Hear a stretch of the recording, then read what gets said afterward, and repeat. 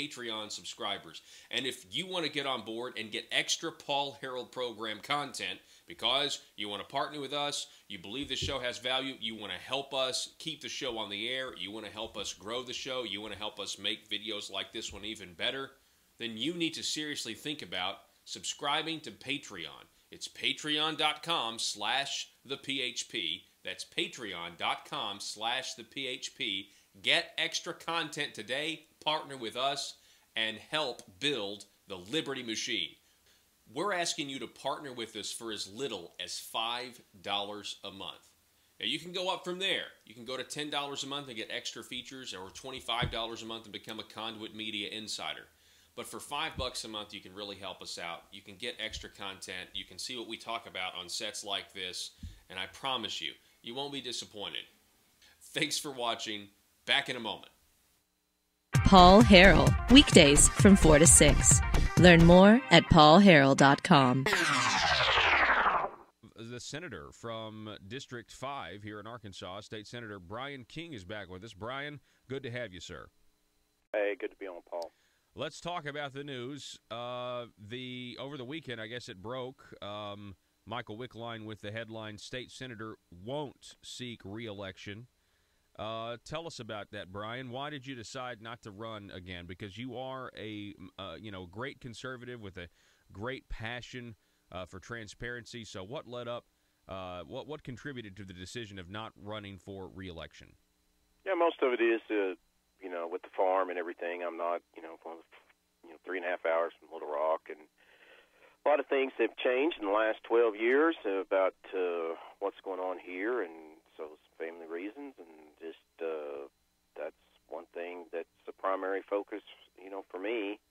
Mm-hmm. And so that's kind of it. And it's if you look at it from the Little Rock perspective, I think some other people kind of expanded on some of the frustrations you see down there. Since Republicans have taken control, if you want to call it that, and so-called Republicans,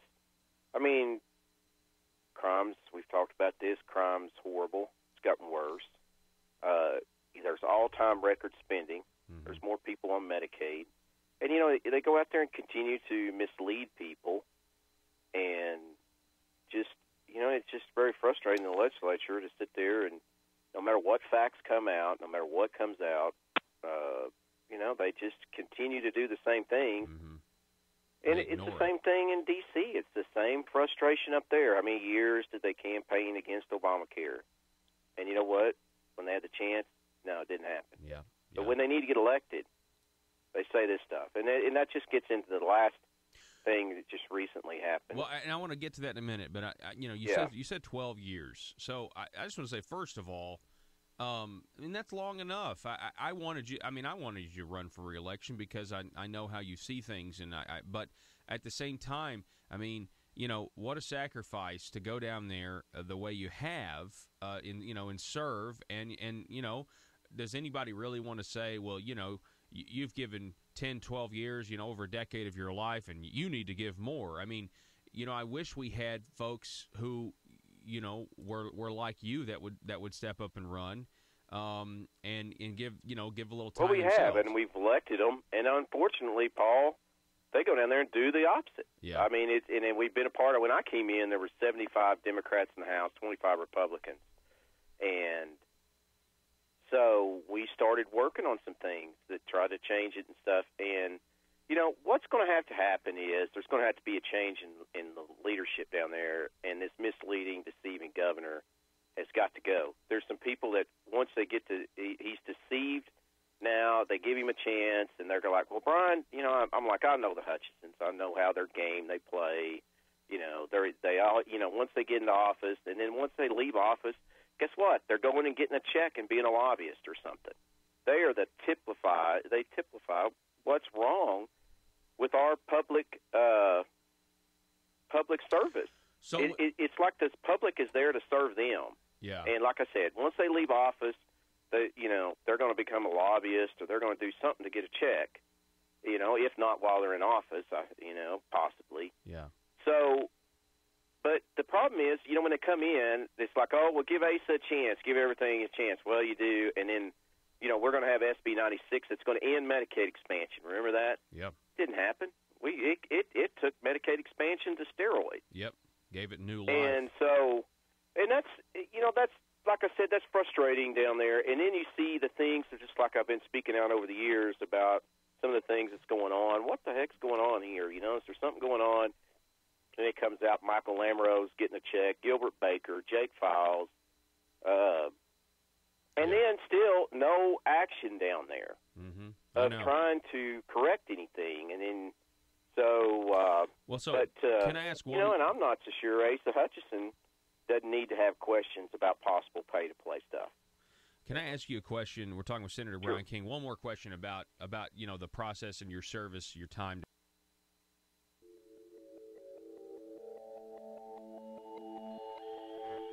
The maintenance of a free society is a very difficult and complicated thing, and it requires a self-denying ordinance of the most extreme kind. It requires a willingness to put up with temporary evils on the basis of the subtle and sophisticated understanding that if you step in to do something about them, you not only may make them worse, but you will spread your tentacles and get bad results elsewhere. I think it's time we ask ourselves if we still know the freedoms that were intended for us by the Founding Fathers. We lose freedom here, there's no place to escape to. This is the last stand on earth. Whether we believe in our capacity for self-government or whether we abandon the American Revolution and confess that a little intellectual elite in a far distant capital can plan our lives for us better than we can plan them ourselves. You're listening to the Paul Harrell Program, brought to you by Conduit Media Group.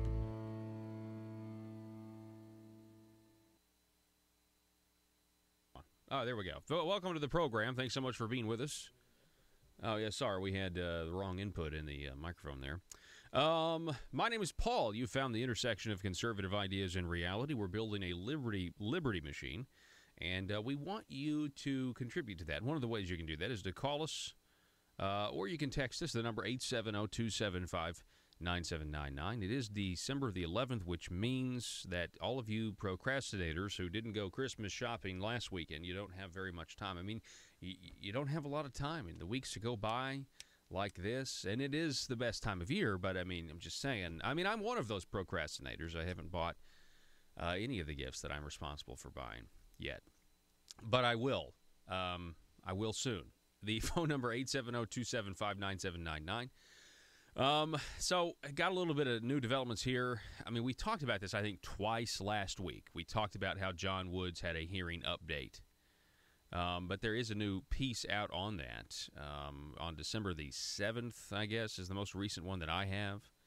And we may have mentioned this last week, where they have a new hearing in the John Woods corruption case because of secretly recorded audio files that the defense is saying we didn't have access to these secretly recorded audio files. And so because of that, they delayed the trial that was supposed to begin back on December the 4th. A lot of people were really excited about it. I was as well, because there was just so much talk about what else may come out in the trial. A lot of things are under seal, pleadings and things like that would normally be made public at this point are under seal in the John Woods public corruption case. The issue is State Representative Micah Neal. Okay, he's the guy that made a plea to this whole thing. He copped to it. And then he started wearing a wire. And the recordings are the subject of the hearing coming up on the 14th. So this week, they're going to have a hearing on this stuff and I guess decide, I don't know, maybe they're going to set a new trial date. Brooks said last week he will set a trial date after the hearing to consider the impact of the new evidence. So from what you can gather here, so there were these other audio, there are audio files that State Representative Micah Neal has that the FBI was involved in, and this is the way the story goes, is that the FBI is going to use a portion of those, a number of those recordings, and then apparently there's another group of audio, a secret bunch of audio tapes that the FBI says they didn't have anything to do with, and that State Representative Micah Neal recorded on his own volition. And these are the ones, and I don't know, I from what I can gather, it doesn't seem like the FBI is going to use the ones that they weren't involved in, but who knows? Who knows what the deal is? So anyway, of course, this is all over a kickback case of taking taxpayer dollars and laundering it through, a consulting firm and everything. Basically just, and then you got the Ecclesia College and the president there. Looks like they were buying access to taxpayer money. And, pretty lucrative scheme over, this particular scheme. There's, a lot of that GIF money. Thankfully, now we know it's unconstitutional to do this because the Arkansas Supreme Court said so.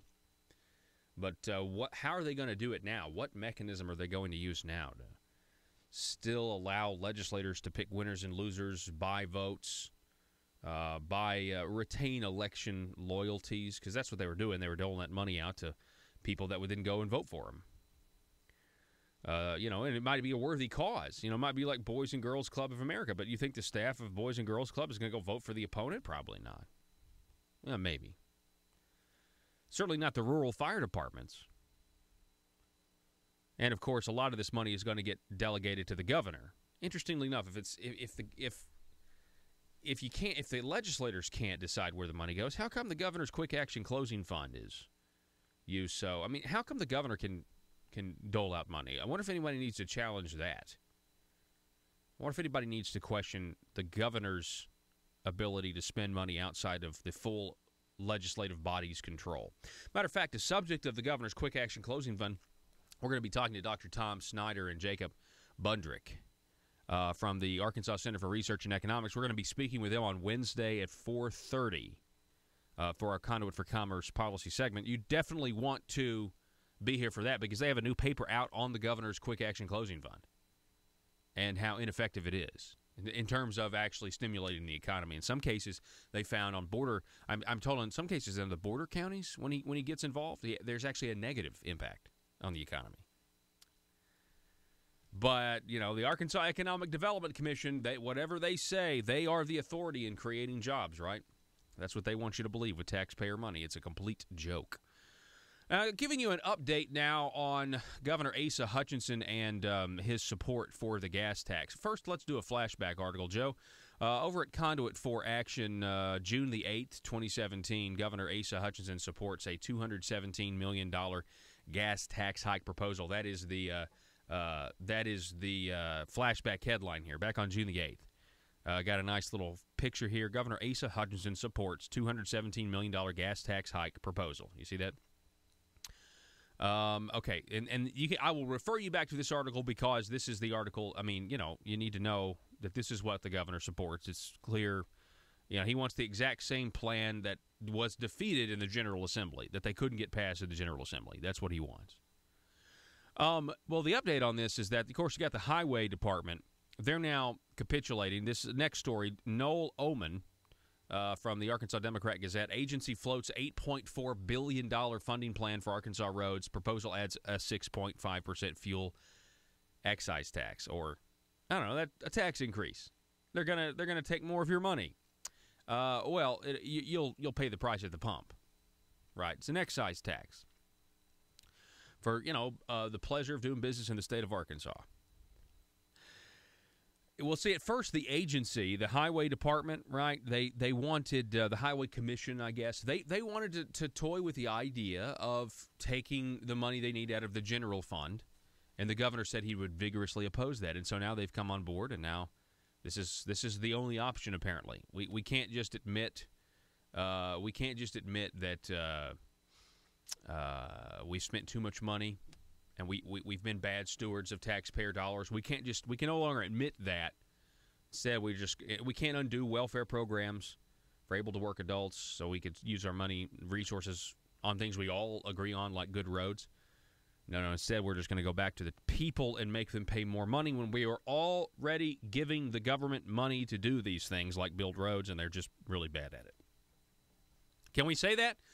Can we say the government is really bad at building roads, at managing the money to build the roads? I think the workers do a fine job, but the government's really bad at managing Although we'll have some people text, just anytime we mention roads, there's always somebody that texts, well, how come when there's 10 people, there's 2 people that are working, and or like there's 5 people that'll be working, and there's always 2 of them just standing around on the road projects? I don't know. I have noticed it as well, especially this audience bringing it to my attention as many times as they have. Adding a 6.5% excise tax on wholesale price of fuel and extending a 0.5% state sales tax for another 10 years would help raise nearly $8.4 billion over that period for highway and bridge maintenance, as well as some capital projects across the state, the top official of the Arkansas Department of Transportation said Wednesday. At a meeting Wednesday, the State Highway Commission, Scott Bennett unveiled what he called his first shot at developing a new funding program for the legislature or the voting public. Now, here's the thing. Let's remember what the scam is, folks. This is a scam.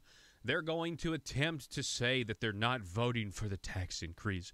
They're just martyrs of democracy, and they are going to vote for it so that you get to vote and let the people decide if they want the tax. That's what they're going to do. Or they'll try to get enough signatures to get it on the ballot. We're just wanting the people to vote on it. We're not advocating for the tax increase. We're just advocating for the possibility of one. And, this whole thing is ridiculous because Asa Hutchinson is advocating for a tax increase. That's what he wants. And then the people that vote for it, if they vote to put it on the ballot, they'll say that they're not for the tax increase. They're just for the right of the people to decide. Well, that's not true, because if you were actually against the tax increase, if you were truly against giving more money to the government because we're already giving them too much of our own, then you would exercise your right and vote against it and guarantee taxes would not go up by not putting it on the ballot. Because, after all, you've already been democratically elected as a state rep or state senator, and you should vote against it. Just my 2 cents. At a meeting Wednesday of the State Highway Commission, Scott Bennett unveiled what he called his first shot at developing a new funding program. The proposal was, get ready for it, the proposal was developed after Governor Asa Hutchinson said he would vigorously oppose using any state general revenue for highways. Other states do, but we can't. Governor Asa Hutchinson, this proposal, so Asa Hutchinson is indirectly, at the very least, responsible for this proposal. I mean, he probably, practically the governor's office wrote it, gave it to the Highway Commission, and said, this is what you will propose, because this is what we can support. I mean, it would be stupid for the governor's own agency to come out with a proposal that's different from his. Alternative proposals, I mean, what is this, the Trump administration? Alternative proposals that included using state general revenue along with a mix of other tax and fee increases remain on the table. There we go. Any new revenue package must include ways to increase revenue from vehicles powered with alternative fuels, including electricity. Though alternative fuel vehicles are a small fraction of vehicles. So you know what that means. That means that if you have an electronic vehicle, one that runs on electricity, not gas, they are going to track your odometer. You will have to register. They've already tried this once. They tried an experimental plan, a trial plan to do this. They want, if you have an electric vehicle, never mind the fact that you're already paying a federal excise tax on your tires and everything else, and you're paying a tax on gas and everything else. If you're the electric car, you're not paying the tax on gas, obviously. That's why they want this. So, but you're already contributing, is my point. They want more of it, and they're upset that technology and with electric cars combined with the increase in fuel efficiency, they want their piece. They can't get their priorities straight and adjust their budget like you or I would. They want more and more on everything. And then we can't do the most basic things that we all agree on, like, roads to get markets to goods. I'm sorry, goods to market. Excuse me. It's Monday, and I'm kind of amped up, if you can't tell. They proposed, and it got defeated. It was a stupid plan. They wanted to tax your car by how many miles you drive a year. So they'd have these little odometer trackers. I'm sure they wouldn't have microphones in them or anything. Or you'd have to check in every, what's your odometer say this year, sir? How many miles did you drive? And look, it's only for electric vehicles, Paul. Well, for now. for now, but every one of us knows that this would be. I mean, they're going to say, this is more efficient. This is the way we can really, everybody pays their fair share, however much you drive. And eventually it would be all cars would have to check in with mother government to have their odometer checked. And then you have to worry about all kinds of things. It's a nightmare. It's an absolute nightmare. Oh, not to mention that same electric car owner, they're paying Asa Hutchinson's tire tax increases already. They're paying the increase on the current tax and then the brand new tax that Asa Hutchinson thought was a good idea, so his precious Arkansas Department of Environmental Quality could continue enforcing the EPA's rules and edicts on us. And that's what that tire tax is for, because they all want a cradle-to-grave tire tracking system because they got to save us from the Zika virus. Thanks a lot. Anyway, I just wanted to give you an update.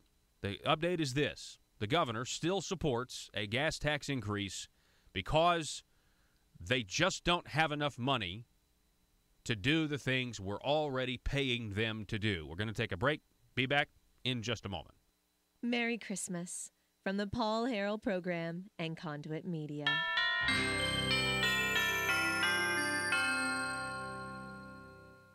Buy, sell, and trade at Triple R Pawn in Ash Flat. Firearms, computers, sporting goods, musical instruments, tools, jewelry, and everything else you can think of. It's all at Triple R Pawn at the Light in Ash Flat. Gun enthusiasts, log on now to TripleRPawn.com and browse their amazing inventory. That's TripleRPawn.com. You can also call them at 870-994-PAWN. That's 870-994-7296. Let the great team at Triple R Pawn help you find what you're looking for. That's Triple R Pawn at the Light in Ash Flat, TripleRPawn.com, or call 870-994-PAWN.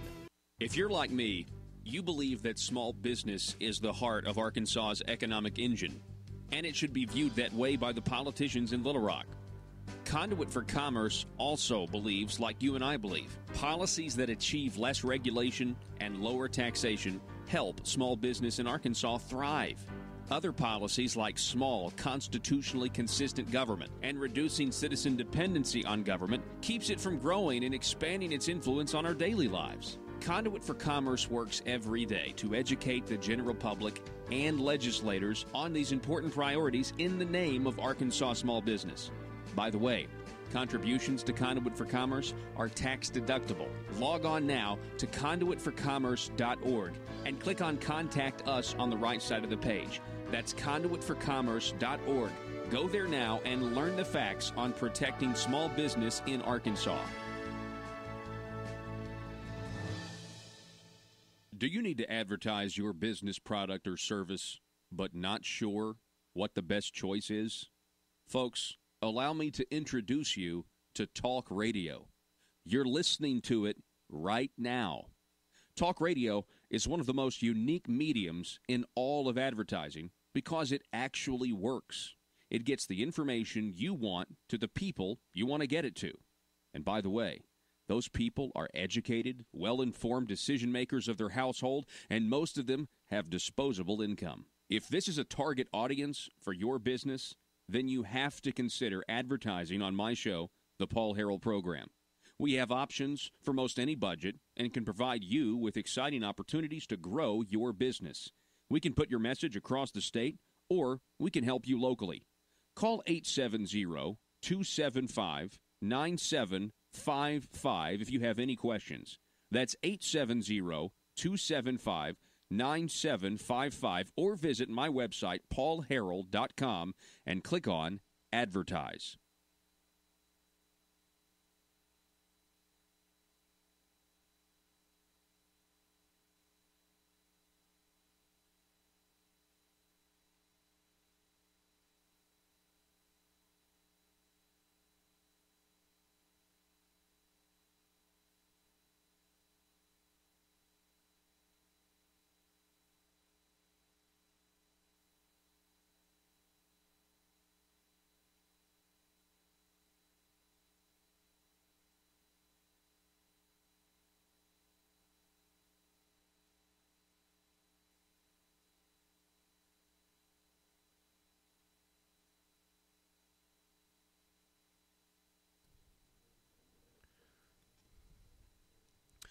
Welcome back to the program, ladies and gentlemen. Merry Christmas to you and to your family. In keeping with our segments from last week, we're going to continue to ask Arkansas politicos what Christmas means to them. Welcome back to the program. Senator Terry Rice. Senator Rice, welcome, sir. Thank you, Paul. Merry Christmas to you. Merry Christmas to you. So go ahead. You have the floor, Senator Rice. What does Christmas mean to you? Well, I'm thinking about things when you ask, and I think it's good that we all ask ourselves that question. But I'm thinking about simpler times back when I was a kid, and I remember Mom, when we were very small, 4 of us kids, that she would read the biblical Christmas story to us, and then later on we did that and did our own Christmas skits. And my grandkids don't believe me, but I tell them about when I was a kid, we got like one toy, at least one major toy, a dump truck or something like that, and then we got a stocking with fruit in it and maybe some house shoes or socks. And I was pretty hard on socks, so that was something that was okay back then. But it's a lot simpler time, and now kids go to Walmart, and it's almost like Christmas every day. Not saying all people can, but I mean a lot of things that used to be special time of year is not as much from that point. But Christmas has just become overly commercial, and I'm a retailer, and I'm in the business, maybe not as much dependent on the Christmas season, but we've turned it as a society into what some people sign cards as Xmas. Mm-hmm. It's not about Xmas. It's about Christmas. It's about the birth of Jesus Christ, and God came down to man to show us the way. And those simpler times were just very special. I wish we could get back to more of those. Yeah, absolutely. I love what you say about the commercialization, and a lot of times, it did take you a while to, figure out that giving is better than receiving. But like you said, as a young person, it was nice, to get to open your presents, But it is about much more than that.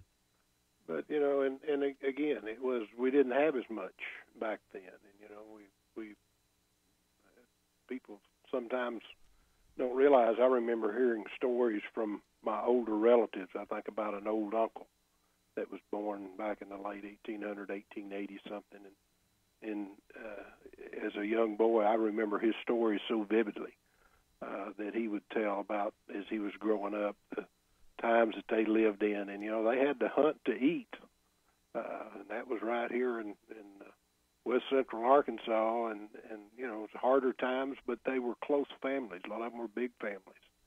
And I had to hear some stories about their Christmases were very meager, and they were special.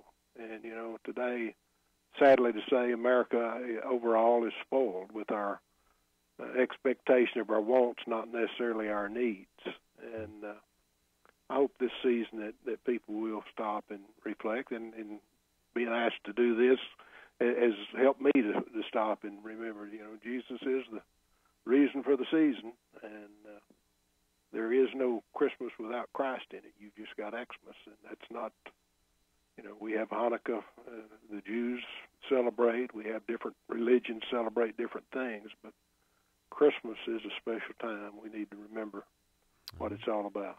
Senator Terry Rice, I appreciate it, sir. Thank you so much for coming on, telling us what Christmas means to you, and your family have a very Merry Christmas. Best to you, Paul, and all your staff, and thank you for what you do, and keep up the good work. All righty. Yes, sir. Thank you very much. Folks, at the, I guess, coming up in the next half hour, we have another What Does Christmas Mean to You, and we'll be talking with, what does it say? State Representative Brant Smith. And, we'll be doing that when we come back.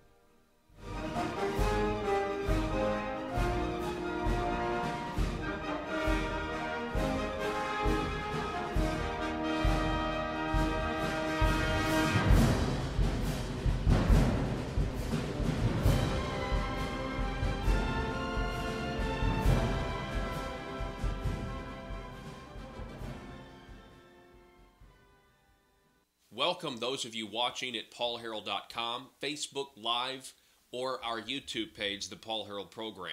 This is the set where we shoot our Wednesday weekly videos for our Patreon subscribers. And if you want to get on board and get extra Paul Harrell Program content because you want to partner with us, you believe the show has value, you want to help us keep the show on the air, you want to help us grow the show, you want to help us make videos like this one even better, then you need to seriously think about subscribing to Patreon. It's patreon.com/thephp. That's patreon.com/thephp. Get extra content today, partner with us, and help build the Liberty Machine. We're asking you to partner with us for as little as $5 a month. Now, you can go up from there. You can go to $10 a month and get extra features, or $25 a month and become a Conduit Media Insider. But for $5 a month, you can really help us out. You can get extra content. You can see what we talk about on sets like this, and I promise you, you won't be disappointed. Thanks for watching. Back in a moment. Paul Harrell, weekdays from 4 to 6. Learn more at paulharrell.com. Down there. So when you start out, you're a House member, and the Republicans are a minority. They're an up-and-coming party. They're trying to wrestle legislative control away from the Democrats. And, there was probably a lot more unity than there is now, or at least, we have common goals. These are our common goals. And now that the Republican Party is in power, it doesn't seem like we have those common goals of limiting government. And so, is that what you signed up for? Obviously, it's not. Yeah, it's about doing what you say to tell people back home when you get elected. Okay, how many Arkansas legislators campaigned to end Medicaid expansion in Arkansas? And then go down there and do the opposite. And once they get caught up in it, and so that's what happens. But I've been around in politics enough in 2006 when the Republicans got thrown out of Congress. You know what they did? Their base left them. They said, you know what, we got you elected, and they're doing the same thing. I mean, Bob Ballinger's out there. He was on Ellswick, and I'll be on Ellswick tomorrow, and I'll address a little bit of that, where he says, just quit criticizing us. Let's just keep, just don't be criticizing us. Let's have unity. Let's have this. This is about saying, no, you were supposed to do what you said you were going to do, and they haven't done it. Yep. And exactly they do the opposite of it. And eventually, guess what? You get thrown back out of power. And what happened is this next midterm election, outside of this tax cut deal up there, that you're going to see things have in D.C., despite what Trump's tried to do, is continue to stay the same. Asa Hutchinson's even worse in that, if you look at the bills on the crime issue, that him and Jeremy Hutchison, who's the biggest failure ever as Senate Judiciary Chairman. I mean, he was supposed to be the go-to guy to address our prison population and crime and everything like that. Well, guess what? It's got worse. But he's still in there. And Asa Hutchinson still comes out and says, he's got this or that. And he seems to be more shoving things off on federal law enforcement instead of the state. But they're doing some things. But the reality is, what are you doing to our law enforcement when you've sit there and done Medicaid expansion and everything else and all this, and spent billions more in Medicaid, and you've ignored our crime situation to the point that it's literally, Paul, this is just it. We got to take millions of dollars to do that. But we're off on another deal. But I kind of want to talk about this last. Yeah, I do too. But what you're saying is right. Is right up. I mean, it's right up the same alley.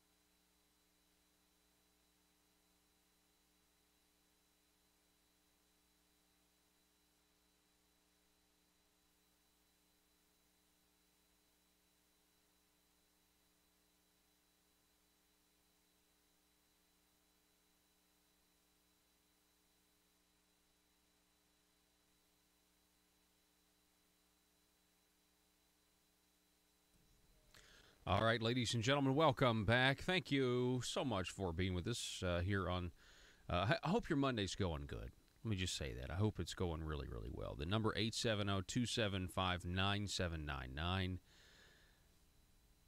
870-275-9799. Sorry, I was just looking at something on Facebook. All right. So, it's back on the 7th, December the 7th. That was a Thursday, right? Yeah, we had Melissa Kohler on the program. She was from Crawford County.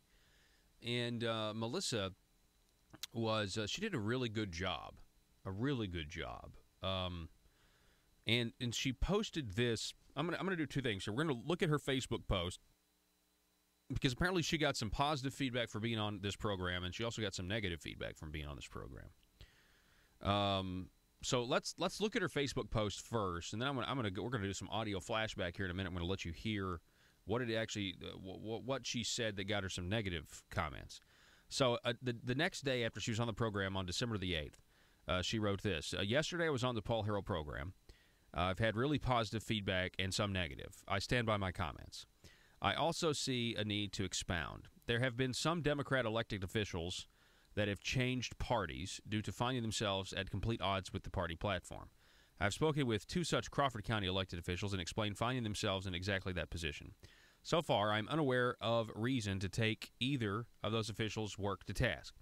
But Paul's response to my answer seemed to be more focused towards the state legislature. I took the time to check out the Conduit for Action scorecard for this year's legislative session. All three legislators have poor scores, meaning the ones who have who switch parties. So that'd be Joe Jett. Hang on, now I'm drawing a blank. Jeff Wardlaw and David Hillman. Okay, they're the ones that switched. You look at their scorecards, it's not like they're conservative rock stars or anything. As a matter of fact, they're just going to be more, in many ways, maybe one issue Republicans, that's it. But they still don't have any problem raising taxes or going along with the status quo, which is in power right now. She goes on, all three voted against the school choice education savings account, an issue close to her heart. They voted for the highway tax proposal and tires, taxes, and fees, and one was even against voter ID. So let me stop here. Okay, this is what point. Go that flashback. December 7th, last week, Melissa Kohler on my show. I asked her about the divide in the Republican Party. You got this audio, Joe? I asked her about the divide in the Republican Party, and this is what she said.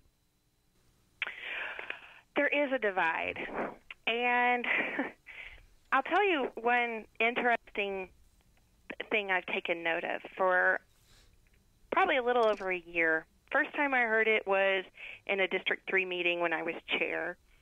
I heard it again at our winter meeting, that the party, through our chairman, is inviting Democrat officials to change parties and become Republican. We even had two representatives that changed parties here in January after they'd won the election. That's how we got our super majority that everyone became so excited about.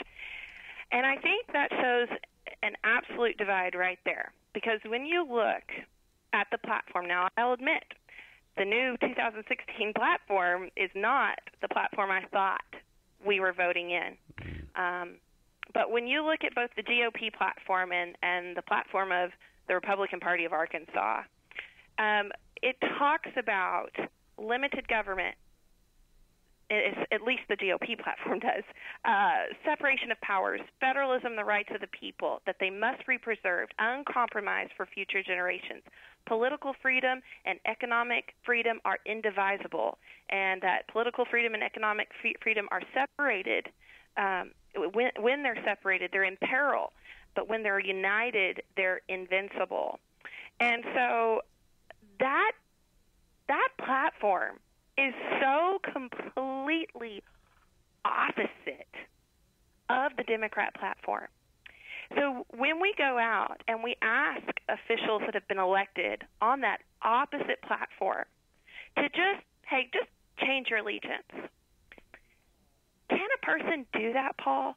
Can they take – because for me, what they're talking about is just not a party platform. It is the true ethics of what I believe, part of how I actually live my day-to-day life, how I walk out and make my decisions. Okay, that was, again, Melissa Kohler. That was our Conservative Future segment where we interview, young conservatives. She's from Crawford County, and I asked her about the divide of the Republican Party, and she said she has a problem with the chairman of the party, just now that we've got these big majorities, actively recruiting Democrats to switch parties so that you can just have a bigger, so you can have a bigger appearance, a theatrical, facade, just fakes. It's all fake. It's all like fake window dressing, Like in theater, they you have walls. They don't actually build walls and sheetrock. They use like a really thin thing like Luan, and they build but it's not a real. It's a fake set, and it's like getting these Republicans or these Democrats to switch parties. It's just, to Melissa, it's insulting because of what people have been knocking doors for. People haven't been knocking doors for 20 years, when you couldn't even be a Republican, go to church in Arkansas some instances. And you've been knocking them, trying to change people's minds, say, hey, you need to vote. You need to vote. You need to look at what this platform is. You think people were doing all that, so eventually you'd have such big majorities that the power that the Republican Party in name had achieved, that is what's now going to entice a Democrat to say, I'll be a Republican now. Come on, where were you? I mean, if you had such firm moral convictions, where were you when the Democrat Party was clearly the Democrat Party of the radical left for a long, long time? And it's a fair criticism to make. It's a fair criticism to make against the Republican Party of Arkansas for sure. It's fair. And we could argue the points, but it certainly is fair. So her Facebook post goes on. She says, last night during a private conversation with another Crawford County resident, I expressed myself as follows. Primary campaigns and candidates must be encouraged, not just to kick someone out, but to allow the constituency to properly vet the candidates to help ensure that party switchers are doing so for the right reason. Primaries are so healthy for the party and the office. If an incumbent can make it through, then they still have the confidence of their electorate. At the same time, it helps to bring the incumbent back to their constituency. If the opponent wins, they more fully understand the will of the people. Melissa went on. She says, my aim was not at those that have felt a spiritual need to change allegiance, a point to which I believe I spoke. Rather, it was at those looking to hold on or gain power merely for the holding of that control, power, and influence. Attached, you see a negative response sent to me in a private group, my private message where I was replying with the words you read above, and a tweet with positive feedback. All are screenshots that are completely unaltered. My interview was very public, and I want this response and feedback to be the same. So she got a private message from, wait for it, scroll down. It's a screenshot from State Representative Charlene Fight's husband.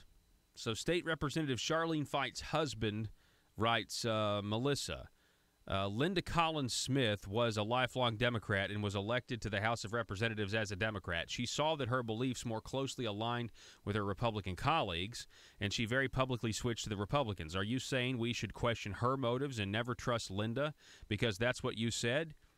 I worked hard to get our 3 elected Democrat officials to switch parties because I knew that they didn't believe the way the Democrats did. So I've taken offense to what you've said because I'm pretty darn conservative. Again, this is Charlene Fight's, State Representative Charlene Fight, who doesn't have a great voting record.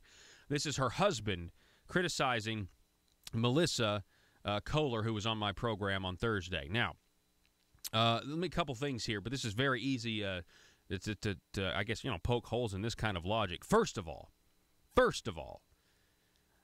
at the time, State Representative Linda Collins Smith, who's now Senator Linda Collins Smith, at the time she was a Democrat. The Democrat Party was powerful. The Democrat Party it was a big deal when she switched parties because she wasn't switching from a party that's losing power or she wasn't switching from a weak party to a powerful party. She was switching from a state of power and influence, and she was going and following her convictions. She was losing power. She was actually diminished in what she could accomplish. Okay, you understand that, right? That's how it works down there. And she didn't play the game because she has principles. And yeah, I mean, it's legitimate. And okay, so that's the first point. You can't compare the two. The Republicans have all the power now. So, of course, Democrats are going to – it's an easy – let me just say this. Even if they are sincere, and they're not sincere on tax increases, I mean, they still believe that's okay. It's pretty much the abortion issue. If they are sincere, it's a very easy – it's very easy to – it doesn't cost them anything, okay? It cost Linda Collins-Smith to switch parties because of who was in control. That's the first point. So it's not the same thing. It's not the same thing.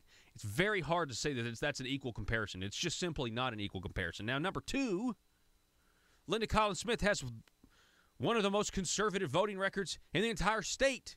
So not only did she really convicted, I mean, if anything, her voting record says, wow, she really was convicted. She really was a conservative, and she thought the Democrat Party was it, and that there was still such a thing as a conservative Democrat or a John F. Kennedy Democrat, and she found out real quick that down at the Marble Palace that wasn't the case.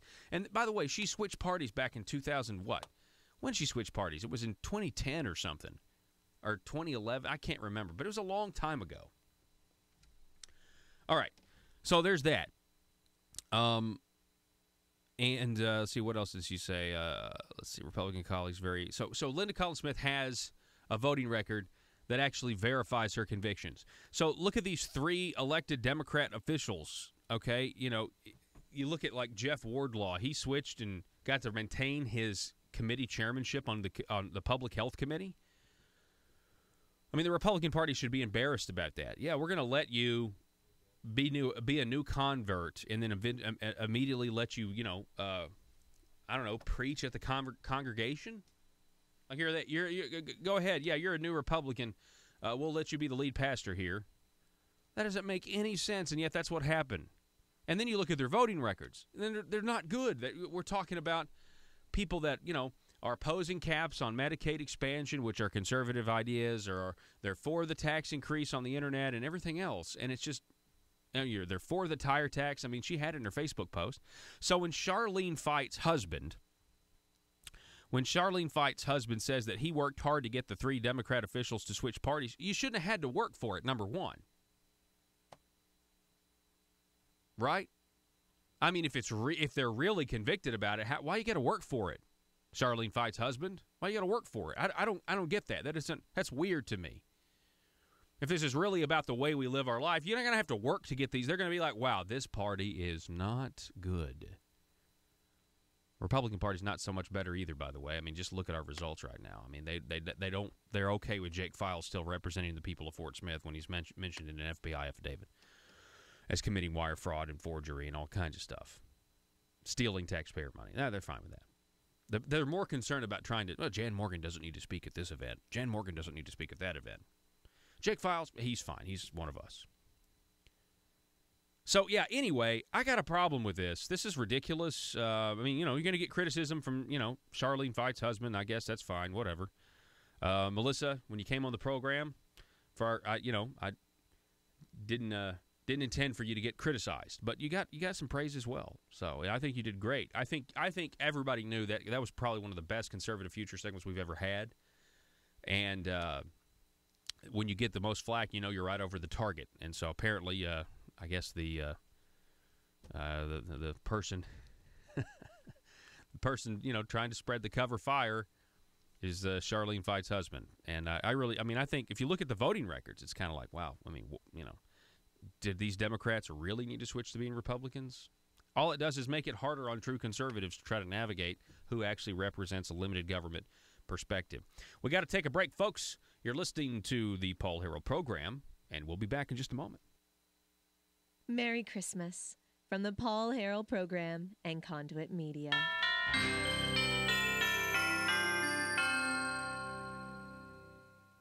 Do you need conservative legislation killed?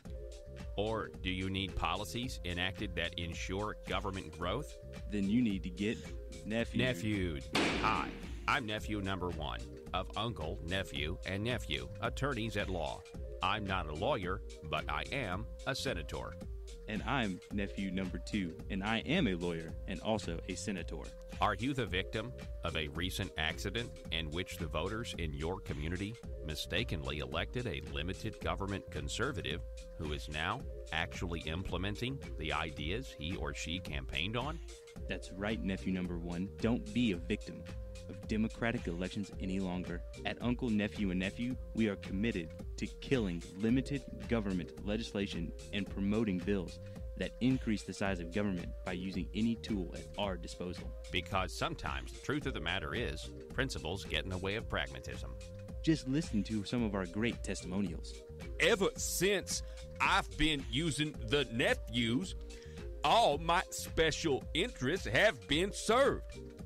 As long as you make sure your contract says lobbying services are prohibited, then the legal services of Uncle, Nephew, and Nephew are legal.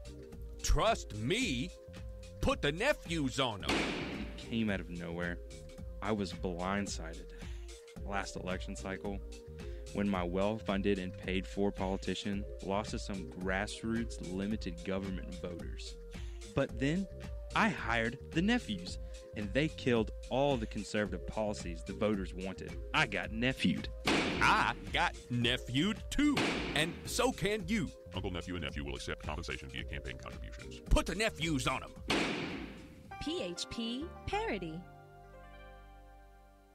If you would like information about advertising or supporting the Paul Harrell Program and Conduit Media Group, call 870-275-9755. Join the fight against big government and advance the preservation of liberty by calling 870-275-9755. The Paul Harrell Program, brought to you by Conduit Media Group.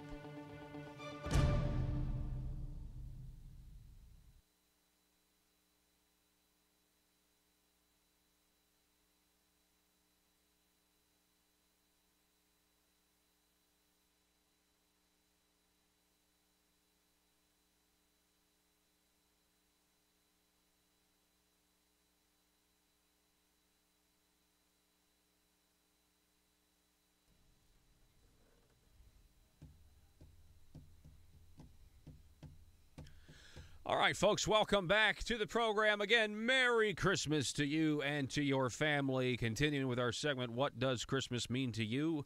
I want to welcome back to the program State Representative Brant Smith. Brant, welcome back, sir. How are you? Merry Christmas.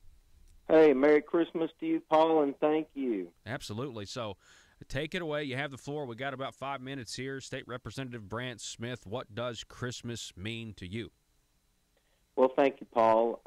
For our family, we tend to focus on the birth of Jesus Christ, the central, most important figure in all of history. And, of course, we have grandchildren that look forward to presents on Christmas morning. We decorate the house on the inside. We have the tree. We have, because we've lived in so many countries over our married life, Gayla and I have always collected nativity scenes wherever we've lived, and so she tries to display most of those. And but it all centers and focuses on the person, the incarnate Jesus Christ. And so Christmas morning, at some point, we usually take the Bible out, and I will read the Christmas story from Luke chapter 2 and gather all the grandkids around. And this year we have 7 grandchildren. So wow. Between opening their presents and explaining why we do presents, because of the gifts that the wise men brought to Jesus and presented to him, and Mary and his earthly father Joseph, we try to keep the focus solely on Christ. Mm-hmm. and the reason Jesus was sent. God in the flesh comes to the world, and the whole point of that, as we share the story, is to describe that mankind is lost in his sin, and that God had a plan to redeem mankind, and Jesus is the person that he's not just God, but he's fully man as well. And we talk about the salvation that Jesus Christ offers us through his death, burial, and resurrection. And it's a spiritual time, but it's also a fun time when we watch the kids open their gifts and that kind of thing. But another thing that Christmas means to me is, because Gayla and I have lived overseas for many years, sharing Christmas and the true meaning of Christmas in lands where maybe they were traditional Buddhist or Taoist or even animist, and in one case, in a Muslim country, sharing about the birth of Christ with these folks, that local nationals that really had no access to the gospel or limited access to the gospel. It was just always a very special time to share our personal faith in Christ and the meaning of Christmas. Mm-hmm. And so it's a real experience. It's a faith experience, and I have been blessed, as well as my family, for knowing Christ and accepting God's gift of Jesus to us. So it's a blessed time. Yeah, it's a blessed time. It's a hopeful time. Let me real quick, last question, because we're kind of right out of time. But when you have been overseas, like you have, and being a missionary and presenting the gospel, I would imagine it's a little different. Their understanding of Christmas, learning about it for the first time, versus the cultural experience that whether you're a Christian or not, you have some idea of what this holiday is. So, right. Is it a neat experience to see somebody really, truly celebrate it without all of the, misconceptions out there that our culture kind of does? Well, the commercialization, basically. Yes, it is. And people of other lands that have limited access to the gospel, there's a hunger there that I think God puts in all of us, so that we want to know the God of the universe. And when people find out that God has a plan for their life, and it's wrapped up in the person of Jesus, who was born in Bethlehem of the Virgin Mary, and he came to save us and really impact our world through Jesus, it's like watching a light bulb switch on. Mm-hmm. And we've done that, and even in China, with all the, with communism being number one in their culture, there are so many Christians in China today. And when we first went there, we couldn't buy Christmas trees, couldn't buy Christmas lights, but the Chinese are pretty commercial, and they have tapped into that. And so instead of sending all of the things that they make for us in the Western world and European world, they began making it available inside China too. And so more and more. Yeah. And you know what? They don't have a problem saying Merry Christmas. Well, you know what? Neither does Donald Trump anymore. And I know. Isn't it great? Yeah, it is. It's such a relief. I mean, it really is. But State Representative Brant Smith, hey, I appreciate it. I appreciate you letting us know what Christmas means to you. And so I just like to say Merry Christmas to you and your family. 7 grandkids. Well, that's great. You. Same to you. All righty. Okay. Thank you, Paul. Merry Christmas. Yes, sir. Bye-bye. We've got to go, folks. We got one more hour coming your way next. We got more. We got Secretary of State Mark Martin going to tell us what Christmas means to him, coming up at 5:22. And then at around 5:50, we'll be talking with Senator Gary Stubblefield, asking him what Christmas means to him as well. Coming up next, though, we've got an interview with Mr. Bob Bailey. He is running for that Senate seat out of Russellville, the special election, trying to fill the seat of the late Greg Standridge, Senator Standridge. We're going to be back in just a moment. Don't go anywhere. One more hour coming your way next.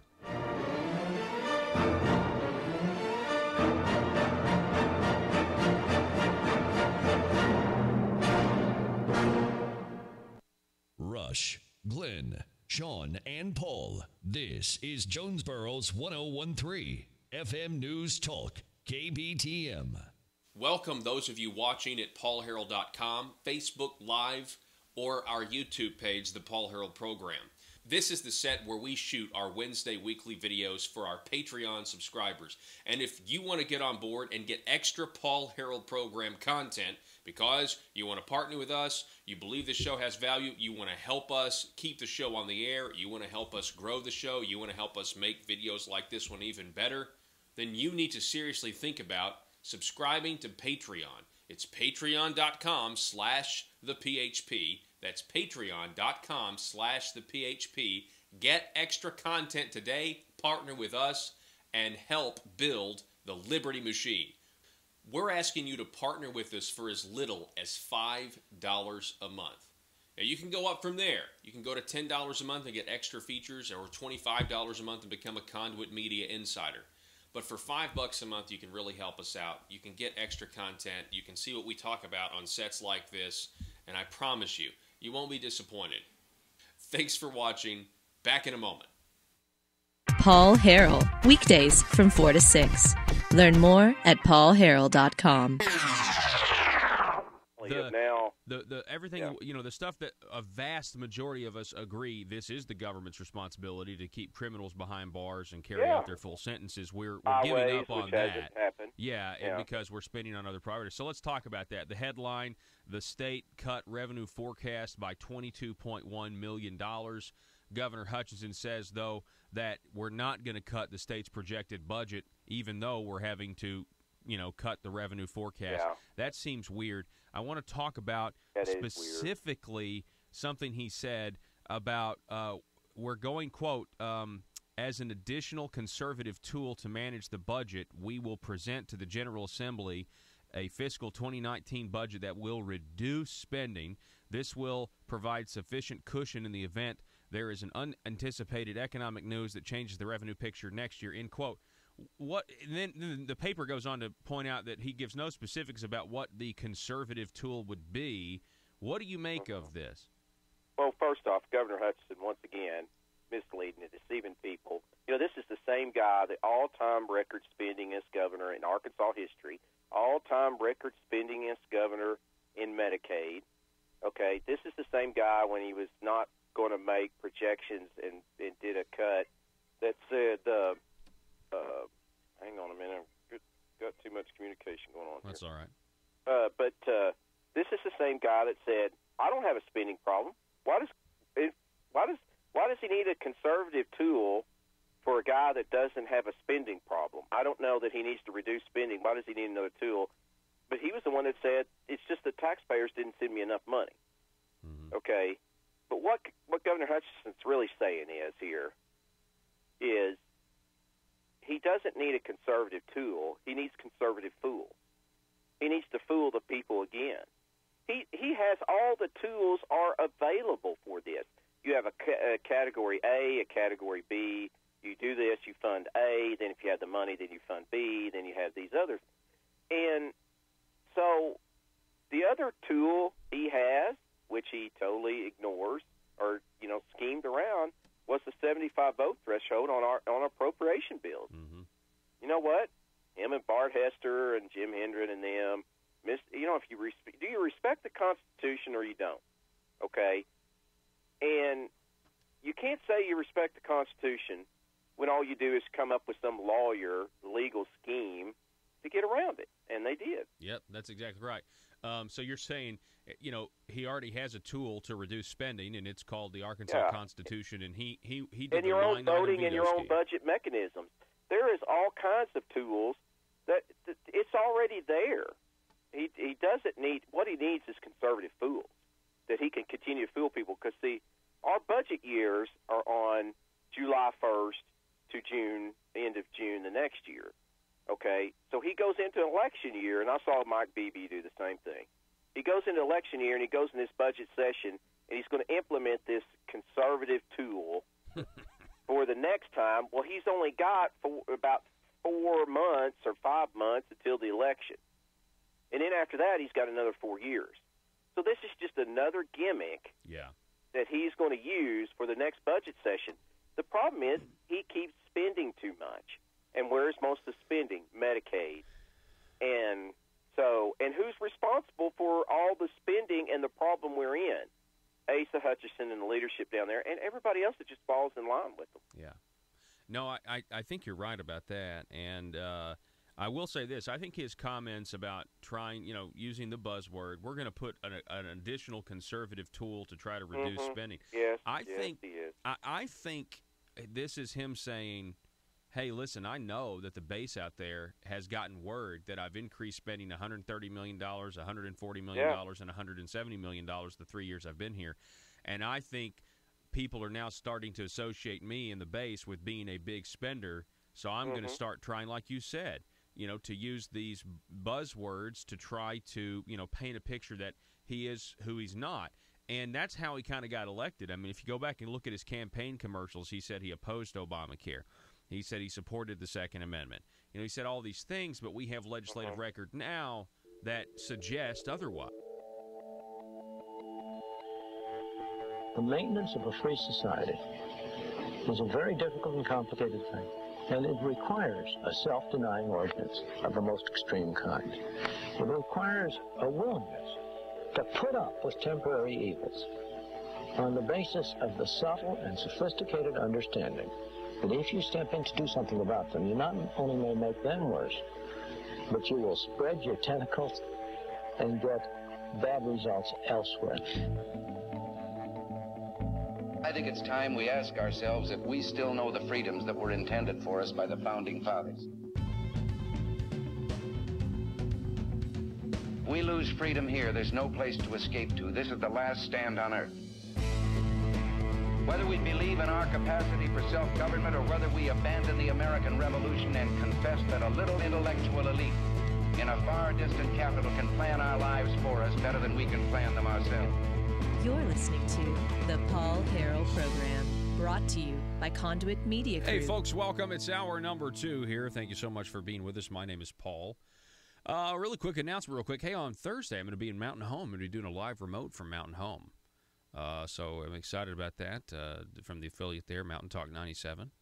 And so more to come on that, but that's coming up this Thursday. We'll be talking, I know at one point, we'll be interviewing State Representative Nelda Speaks. I think Scott Flip was going to be on the program as well. So it's going to be fun Thursday in Mountain Home. All right, so welcome to the program, please. For the second time, I think, ever, we have Mr. Bob Bailey on. Bob, welcome to the program, sir. Thank you for having me. Yeah, so Bob came on a couple of weeks ago when we were doing the Patriots of Act 746 segment, and since then, there's been a lot of changes. He's announced. He's announced for the vacant seat in the Republican Party, candidate for Senate District 16. And so, Bob, I just wanted to have you on, interview about about this announcement, and just kind of get from you how the campaign's going so far. It's been great. I've had a great time. We're getting a lot of positive comments everywhere we go. I'm hearing the same thing over and over. A lot of people are disgruntled. A lot of people are not happy. I've actually been amazed at the response that we are getting. It's been quite an interesting 2 weeks. I've learned more in the last 2 weeks than I have in the last 30 years. My head's about to explode sometimes. But it's all been good. Well, let me ask you this. What makes you want to get into this race? I mean, what makes you want to get into politics in this day and age? And, what are some of your, big issues, pet peeves? Well, I never even thought about this until several weeks ago. We were sitting around a fire with several of my friends, and we were talking, and we were moaning and groaning about the state of affairs of the government and stuff. And one guy said, you're never going to get change unless you be the change. That kind of hit me pretty good. And I thought, you're right. So I thought I'd give it a shot. And the way I see it, I have nothing to lose and everything to gain if I don't make it. I've met a lot of excellent people along the way, a lot of like-minded people, made a lot of contacts.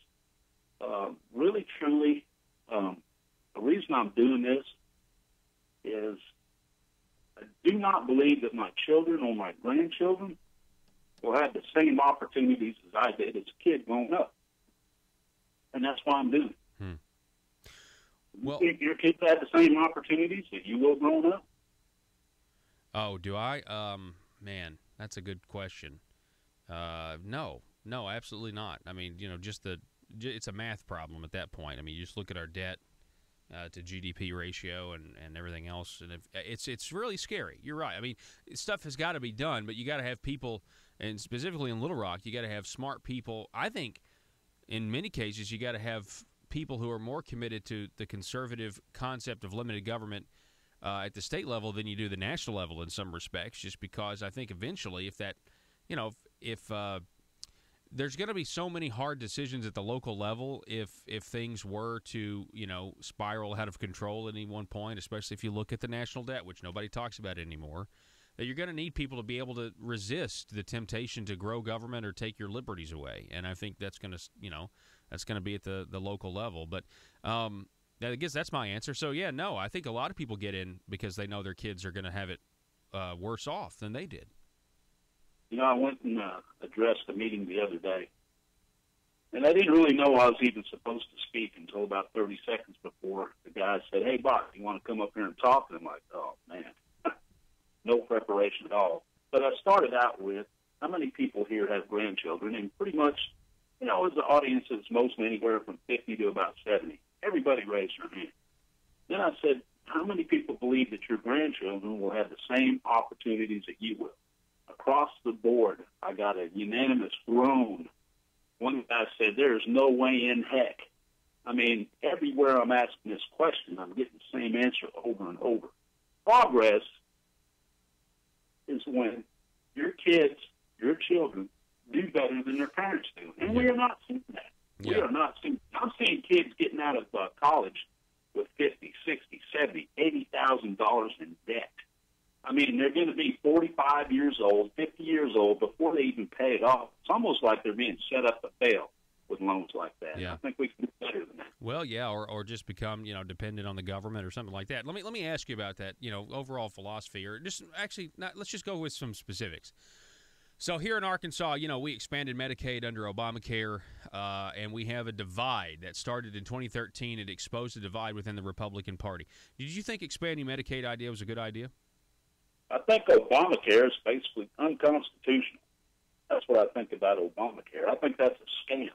Where in the Constitution does it give the government the authority to tell you what kind of health care you have to have?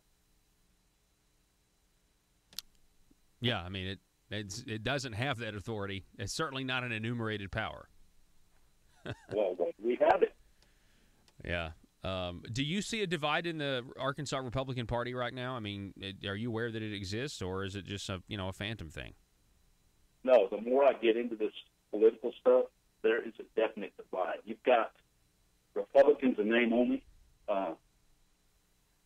You can talk one thing, but actions speak louder than words. You look at their voting records, and they're voting like a bunch of Democrats. I did hear a word that I had never heard a few days ago. Have you ever heard of a progressive Republican? I mean, really? A progressive Republican? I'm like, dude, you're in the wrong party if you're thinking progressive anything. Did somebody identify themselves as that? Is it like, hey, this is a good thing? Yes. How about fell over? I couldn't believe it. Wow. That's crazy. What you're seeing. Now, you got people like me that, I think we've got the best form of government that the world has ever seen. But it's been perverted and subverted by socialism, communism. We've got people that are running elections and saying, I'm a Republican, just to tip the balance of favor to the other side, and then they vote like a Democrat. And you've got people like me that I'm a pretty simple guy. What you see is what you get. My yes means yes, and my no means no. I'm not going to shake your hand and look you in the eye and lie through my teeth and tell you that I'm a Republican, and then I'm going to vote like a Democrat. I mean, really? Those are people with no principles, never had any, and that's not who I am. Mm-hmm. I've talked to several senators and representatives today, as a matter of fact. I've been on the phone all day, and I'm hearing the same story over and over and over. There's a lot of a lot of disgruntled Republicans. I had a guy, we went to a Jan Morgan meet and greet a couple of weeks ago, and I had a guy that was at one time the party chairman of the Republican Party for Polk County, and he told me, he said, man, he said, he got so disinterested that he actually quit going to meetings. He talked to me, he grilled me, he talked to Jan. He said, you know what, I'm excited. I'm going to jump back into it, and I'm going to tell him what I think. Good. I heard that it was the head cheese that felt like he was wasting his time and effort, and he just quit going. Yeah. Especially with Jan Morgan. She thinks just about like I do. And people are finally coming out, and they're maybe seeing a little bit of hope for the future. And I'm seeing a very big rift in the party. Now, some people may not see that, but I have been amazed. Like I told you, I've learned more in the last couple of weeks than I have ever thought possible. Well, I think, Bob, it's really an issue of direction. And it's like we have a legislative session, a couple of them with the current leadership, and we have tax increases. We have proposed tax increases. We have more tax increases. And it's just like, wait a second, that's not what Republicans are supposed to be about. I mean, I think the divide, the other side would spin it differently, but the divide is over their actions and how they don't match up with what they say that they stood for. Well, exactly. Republicans are supposed to be about a smaller, less intrusive government. But what are we seeing? What are the facts? Are you seeing that? No, nobody's seeing that. You've got government intervention in almost every aspect of your life. We don't need to be told what to do or how to do it. We've got people that are elected that are supposed to keep the government whoop off of us. I mean, I understand that it's a necessary function of government, but they are way out of control and they are way out of balance. And I know it's not a one-man job to try to restore it back to the center, but that's what some of us are trying to do. Mm-hmm. All right. Well, Bob Bailey, I appreciate you coming on the program and letting us know a little bit about yourself. It sounds like you would describe yourself as a limited government person, yes? I am. And you recognize the divide in the Republican Party, and you seem to be on the on the right side, if I were to say so. How can you not recognize the divide? I mean, do you see it? Oh yeah. And you know what? The other side recognizes the divide. They understand, but they don't want to talk about it. Certainly don't want to talk about it in the mainstream media, or the mainstream statewide newspapers and things like that. I mean. It's it just, they like to present a unified front. That's this whole thing. They just want you to think that if you've got an R next to your name, then everything's fine. And that's the issue right now that we're having. And that everything's not fine. And if you're growing government, it has to be expressed how it's being done and who's doing it. And they don't like the who, because that kind of exposes them. And so, this seat is gonna be in many ways extremely it'll be telling to see what happens and where we go from here. But Bob Bailey, I appreciate you coming on the program, sir. Is there a place people can go to find out more if they want to know more about who you are? Yeah, we've got a page on Facebook. It's Bob Bailey for District 16 Senator. Mm-hmm. They can go on there, and I've here the last few days I've been outlining a lot of the positions that I'm standing on. They can just click on any of them and see, and there will be no doubt in their mind where I stand on that. There's a link if you feel like you need to donate to my campaign. There's always we started out at a disadvantage. We got into this late. We're going to go down to Little Rock and file tomorrow. And, it just takes a lot of money. The filing fee I thought was a little extravagant, but they didn't ask me. But, you got the cost of cards and signs and advertising. And we're a little behind on the funding, but, maybe with your help, we can bump that up a little bit. And, just tell them to click on the website and find out. And I am pretty good to answer questions. Now, sometimes it's not till late at night till I can even get to it. But If they've got any questions they want to ask, I'll, do it, and I'll click on it, and I'll tell them what I think. They may not like it, but there will be no doubt in their mind. And, here's the thing, too. It's a free country. I don't expect you to like everything I'm saying, but the only dog in this hunt that I really have is the quality of life for my kids and my grandchildren. That's it. That's what it's all about. Mr. Bob Bailey, appreciate it. Republican candidate for Senate District 16. I appreciate it, sir. Be safe, okay? Have a Merry Christmas. All right. Thank you for having me. All right, folks, we're going to take a break. We got to go to break. That's why we're going to take one. And, anyway, when we come back, we're going to be asking Secretary of State Mark Martin what Christmas means to him. Don't go anywhere. Merry Christmas from the Paul Harrell Program and Conduit Media.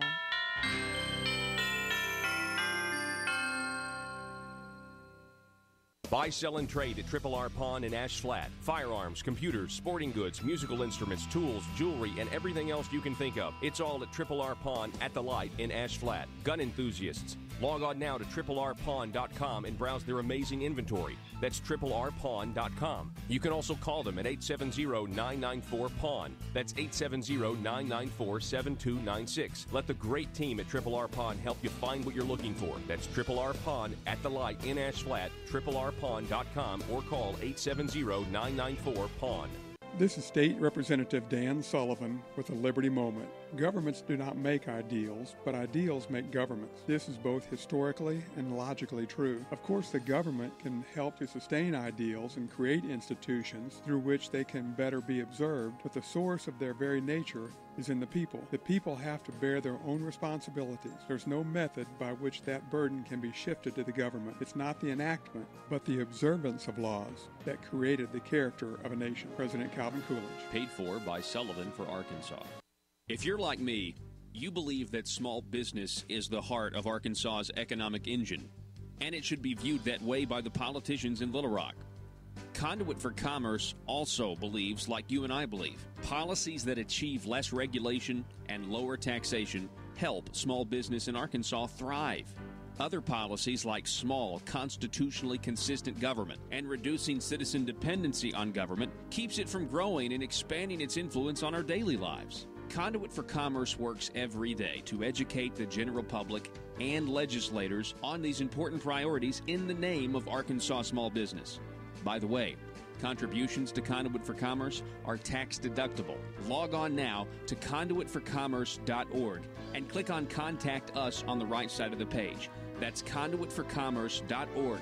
Go there now and learn the facts on protecting small business in Arkansas.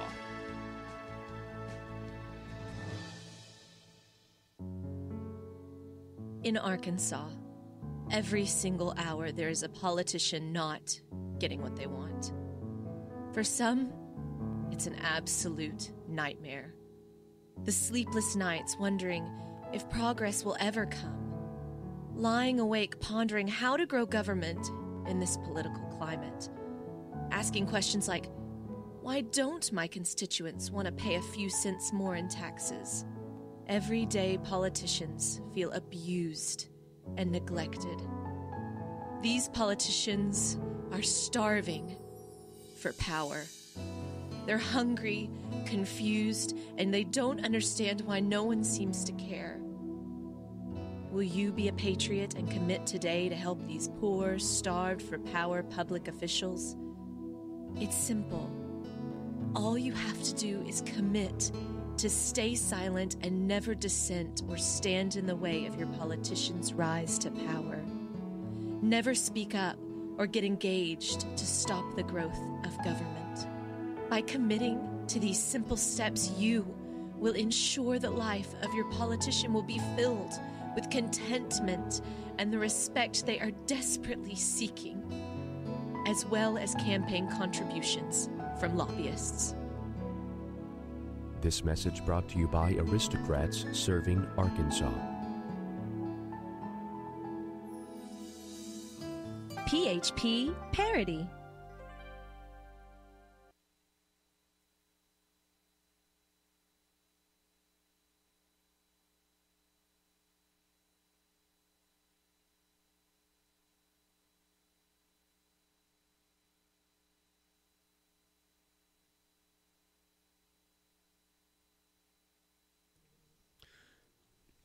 All right, ladies and gentlemen, welcome back. And continuing with our segments, What Christmas Means to You, we are privileged to welcome back the Arkansas Secretary of State. Mark Martin is with us. Mark, welcome back, sir. Hello, Paul. How are you doing? I'm doing good. I'm doing very, very well. I'm just going to give you the floor. This is kind of what we do. We get about 5 minutes, and just feel free to tell us, what does Christmas mean to you, Secretary of State Mark Martin? Well, I haven't heard the other segment, so I don't know if I'll be repeating what other people say, but, you know, one of the things that just always comes to me is that line out of the Christmas Carol that says, God and sinners reconciled. And that part right there is what really Christmas means to me, is that God coming and doing what it took to be reconciled with us. And, you know, it's not just peace between God and man, because when there's peace between God and man, there's peace between man and man. Have you ever really thought about that? And that's kind of the thing that, the reason we always talk about peace on earth at Christmas time is because when we are reconciled with God, then it's easy for us to be reconciled with our fellow men. And, you know, that's really the Christmas spirit for me. I mean, whenever we look at what Christians put up and think about during a time of Christmas, we always have the manger scene, the nativity scene, and what is that a symbol of? You know, it's a symbol of the act of bringing about peace. It's a hopeful thing. It's uplifting and stuff like that. When we see symbols of people who are not in favor of Christmas, very often those are symbols of division.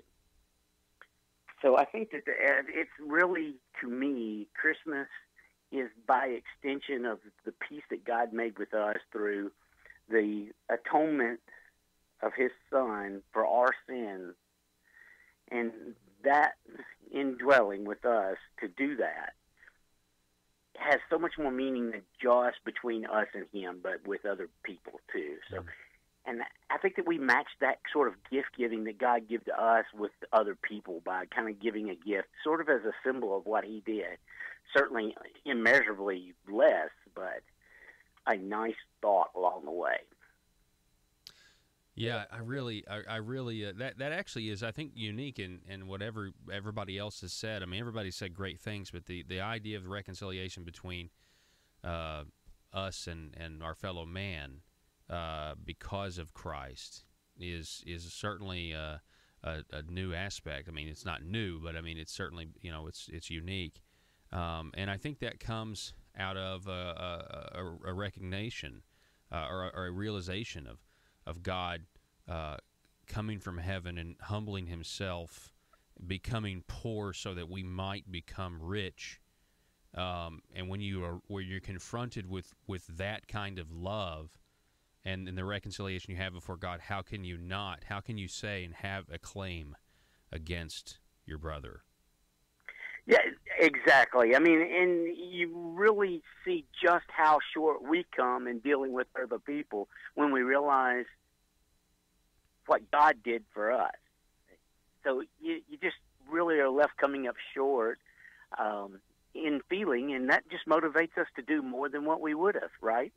Yeah, absolutely. I mean, it should, but I don't always. I certainly don't do the right thing every time. So. Oh, no, I don't either. I know. Oh, wow. I really appreciate that. That is a great perspective, Secretary of State Mark Martin, on what Christmas means to you. Merry Christmas to you, sir, and your family, and we'll talk to you soon. Merry Christmas to you and all your listeners. All Peace right. on earth. Peace on earth. Thank you, Secretary of State Mark Martin, everybody. We got to take a break. Back in a moment.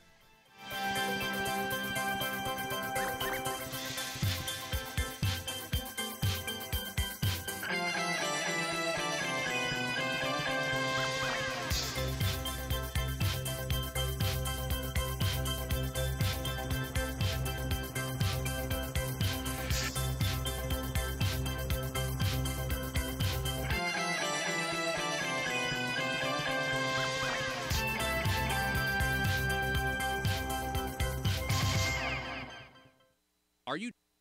Paul Harrell, weekdays from 4 to 6. Learn more at paulharrell.com.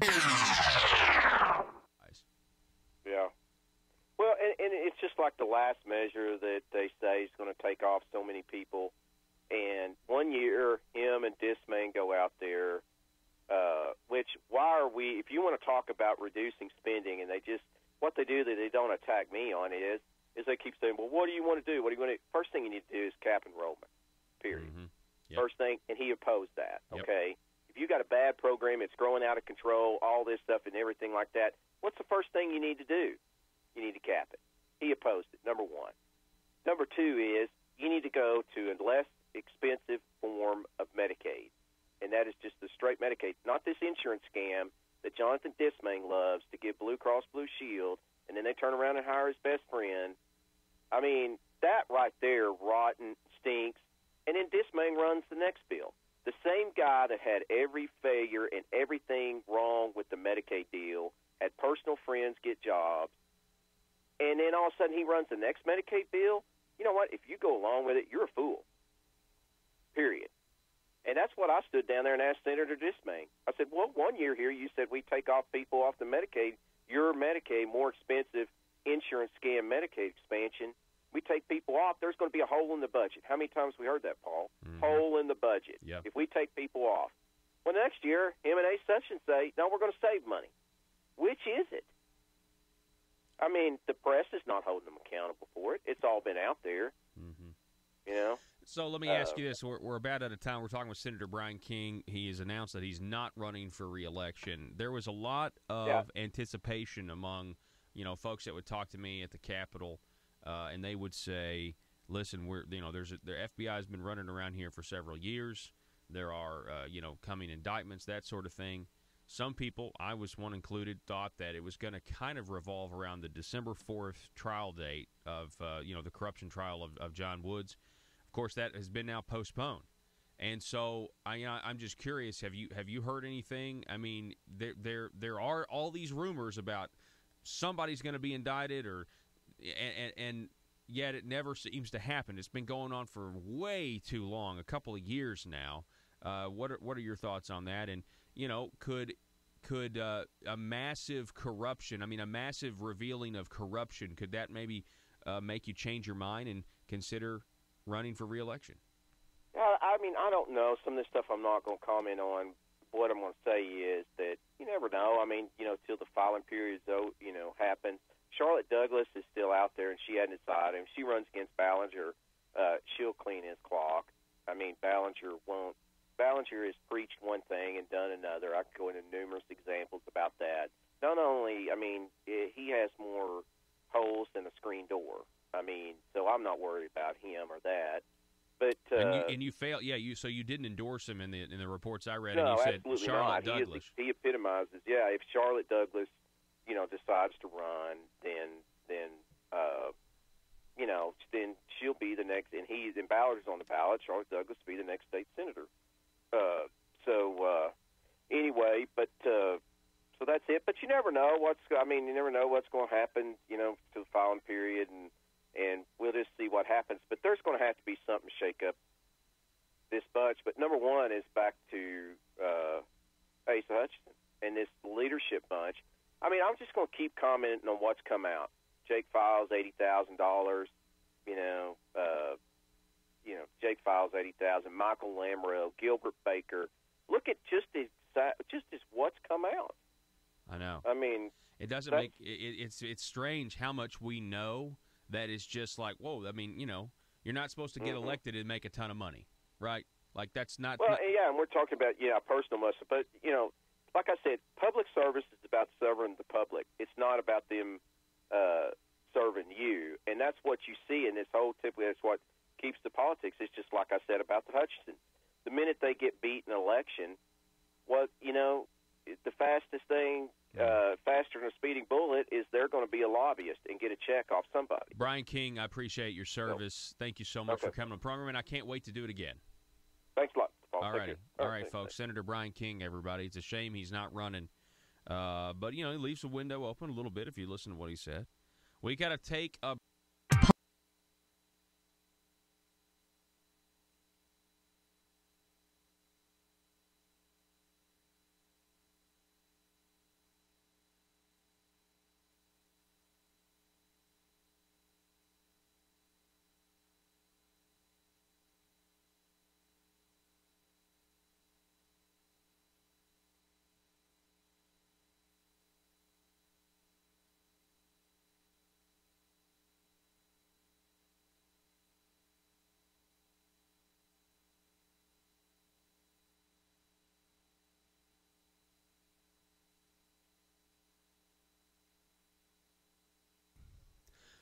All right.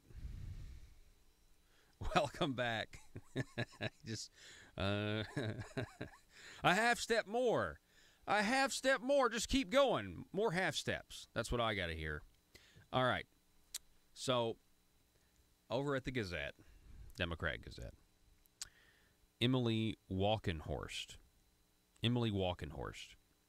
has a piece that was published on December the 6th. And I saw this, and we didn't say anything last week, but the head of the Arkansas Workers' Compensation Commission has now been appointed Saline County Circuit Judge, or will be. Okay. This is according to a news release from the governor's office. Okay, so Walkenhorst reports that Governor Asa Hutchinson appointed Barbara Womack Webb, 60, to replace Circuit Judge Bobby McAllister, who agreed in November to resign after being charged with failing to pay his taxes. McAllister's resignation is effective December 15th. Webb begins December 18th. So I'm only covering this to point out that the last name Webb there may sound familiar. The Arkansas Republican Party chairman, his name is Doyle Webb. And this soon-to-be judge, Barbara Webb, is his wife. He even says so in the story. Webb is a Benton County resident married to Arkansas Republican Party chairman Doyle Webb. Yeah. Also the twin sister of Arkansas Department of Environmental Quality Director Becky Kogue? Anyway, so I point this out because come on. It has to be pointed out, right? It's funny that, all I'm doing is pointing it out. But there are some people that just to point this out, it makes people upset. I just think that this is just, look, there's a lot of, seems to be, if you look into it, there's a lot of family members of, Arkansas politicos that end up getting jobs working for ASA. And I think this is, this isn't a judge appointment, so it's technically now in the judicial branch, but still, it's something that is just, I don't know. I'm certainly not, wouldn't it be just stupid and dumb and naive of me to just be like, oh well, it's no big deal. Or there's nothing to see here. Probably. It's you'd just be dumb to think that. It's obviously something. Arkansas Republican Party, Doyle Webb is the chairman, and Governor Asa Hutchinson and him are close. They are both, let's just be honest, they are both protecting the Republican Party establishment. They are the establishment, and, they, I'm sure, talk a lot. And it just is what it is. So I just thought I'd make you aware of that. In a lot of ways, I don't know. The appearance, see, here's the thing. This new judge in Saline County, Barbara Webb, I'm sure you don't want to take away from accomplishments. And see, that's where, you're kind of in a rock and a hard place. It's like, But for us to just sit here and say that this is just one of those things or a coincidence, it's just not. It's not a coincidence, and it's a shame. That's all. It just is. It's a shame. And appearances are everything. Appearances are everything. It says here, Webb will serve until December 31st of 2018 and earn $160,000 annual salary. She currently earns $129,000. So she currently makes $130,000. Now she's going to make $160,000.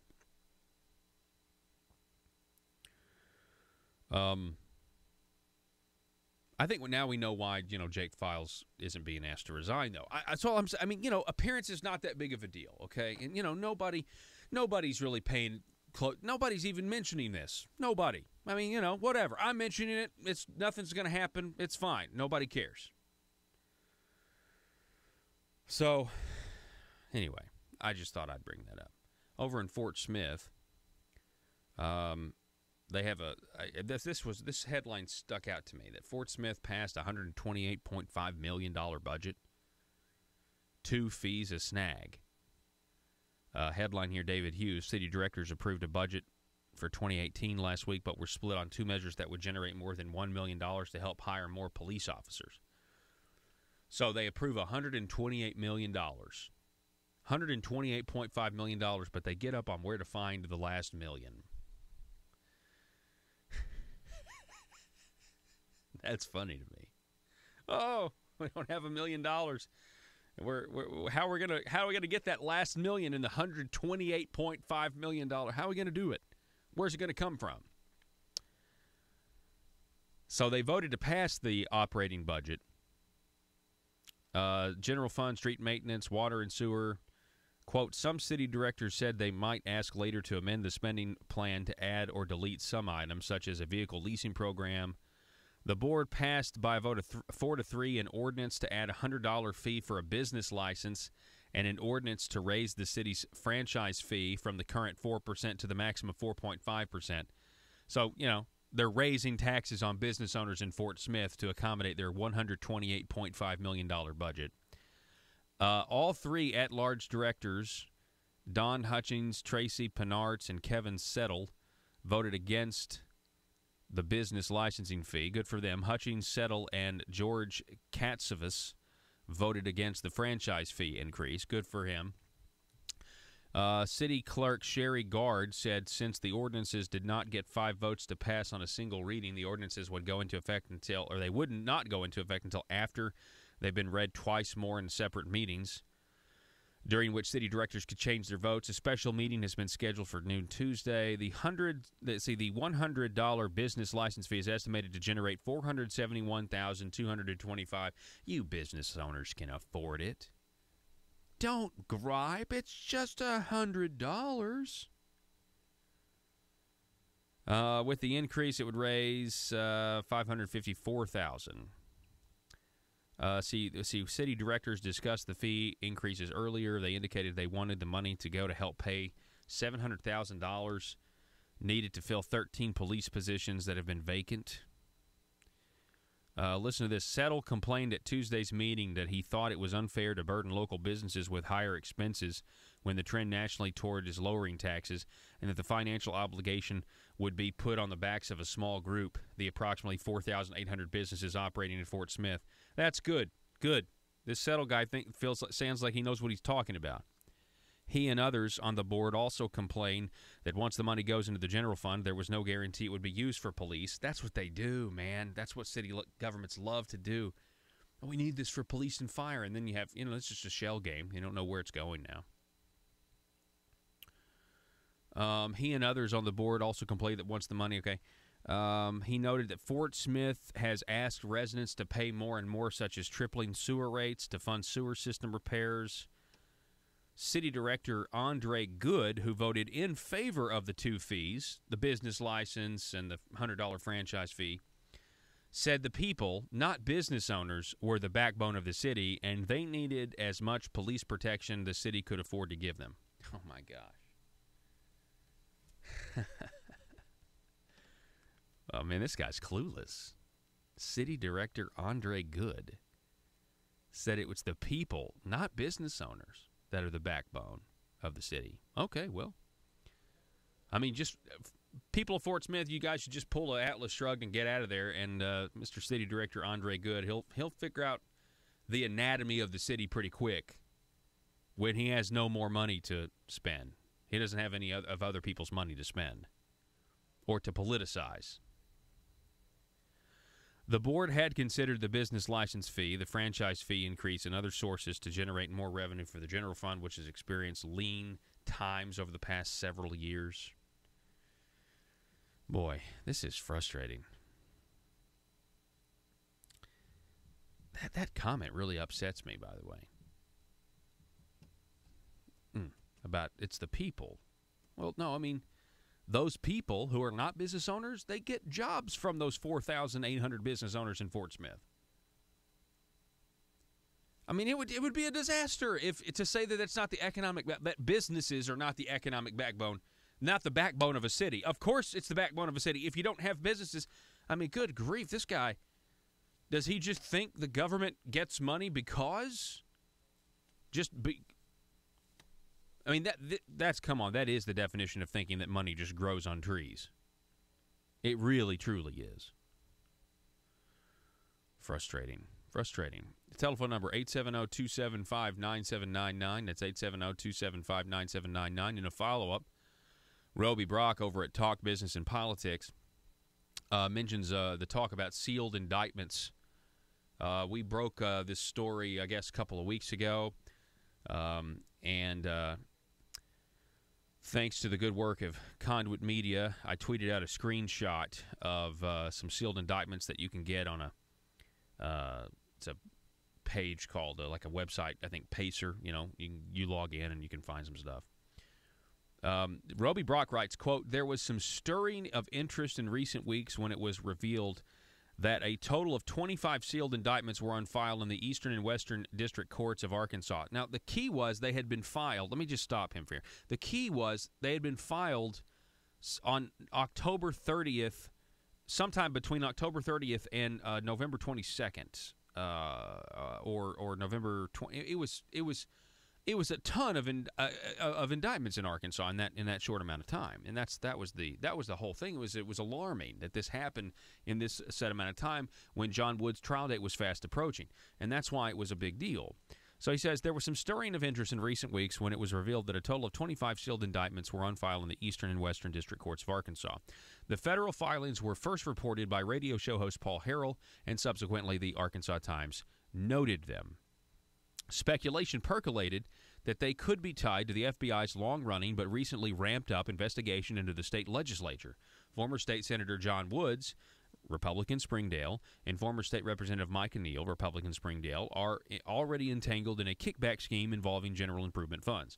Neal pleaded guilty to charges, and Woods is awaiting trial. State Senator Jake Files, Republican Fort Smith, has not been charged with anything, but there has been copious reporting of financial troubles with his former businesses that include the use of state funds for a local project from which he may have benefited financially. Go read the affidavit under penalty of perjury. He benefited from it financially. The number of sealed indictments has grown. There are now 15 in the Eastern District and 27 in the Western District. However, there are also similar sealed indictments in the adjacent Eastern District of Texas, adjacent Eastern District of Oklahoma. There are also sealed indictments in the Western District of Tennessee. There are no sealed indictments in the Western District of Tennessee. Federal sources tell Talk Business and Politics that the sealed indictments are unlikely tied to the Arkansas legislative inquiry, especially as they cross state lines. One source suggests that there are not 25 targets being examined in legislative circles. The sealed indictments are not unusual for potential drug or conspiratorial crime ring. Okay, so they're reporting saying, hey, they've got federal sources. I don't know what their federal sources are. I have a source. Okay, hang on. Let me give you my source a little bit. Somebody with an FBI connection, okay, is expecting legislators to be indicted. Okay?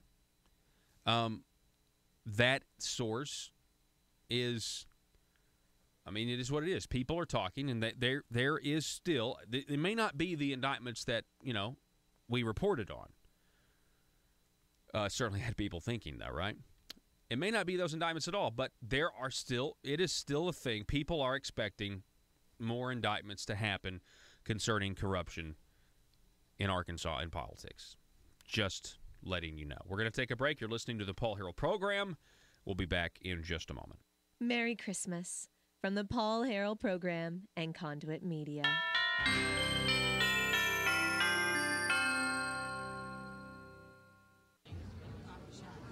Order. In the name of public safety, order. This meeting of the Arkansas State Licensing Board governing state licensing boards is called to order in the name of public safety. What's on the agenda for the day? We have before us today, per our summons, a representative from the Arkansas State Licensing Board governing cosmetology, cosmetologist, and all things hair care and beauty. Right. Of course, I remember this. In the name of public safety, ma'am, please state your name for the record, and thank you for appearing before us today. Yes, my name is Cosmo Glamour Gazette, and I'm here in response to a letter our state board received claiming we're in violation of the Arkansas State Licensing Board governing state licensing boards. In the letter, you claim that our licensing board is in violation of your rules and regulations because we have failed to, quote, pay tribute, end quote, and therefore have not been granted a license by the Arkansas State Licensing Board governing licensing boards to, quote, shake down the Arkansans who have an interest in cosmetology, end quote. In the name of public safety, order. Yes, Miss Gazette, we sent you that letter because you have not obtained our approval in the form of a license from our board to distribute licenses to the professional class your board strives to protect. In the name of public safety, of course. Of course. So, in the name of public safety, and just so we can get this for the record, you do admit and agree with our board, the Arkansas State Licensing Board governing state licensing boards, that you have not obtained a license, thereby revealing your board of cosmetology to be operating outside our rules, regulations, and authority? Well, sir, I'm not sure our board agrees that we need a license from your board to continue to shake down, to look out for the public safety of Arkansans. In the name of public safety. In the name of public safety.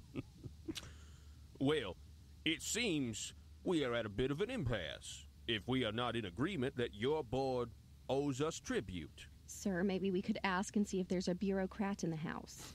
Ah, yes. Yes, that would shed some light on things. A bureaucrat. Yeah, in the name of public safety, is there a bureaucrat in the house? We need someone to resuscitate and confirm our authority as the Arkansas State Licensing Board governing state licensing boards. Here. Ah, yes. Oh, good. Come to the end of the table in the name of public safety and state your name for the record, please. Yes, I am Despot Ringleader, the head of the Bureau governing all state bureaus, and it is my testimony the Arkansas State Licensing Board governing state licensing boards does have the authority to demand tribute in this situation and will provide in exchange a license to say they can continue to operate in the name of public safety. It's hard to argue when the public safety is put at risk. Very well. We will consider Mrs. Ringleader's testimony as truth, and we will pay tribute in the name of public safety, of course. In the name of public safety. In the name of public safety. He puts the Paul in politics. The Paul Harrell Program, brought to you by Conduit Media Group.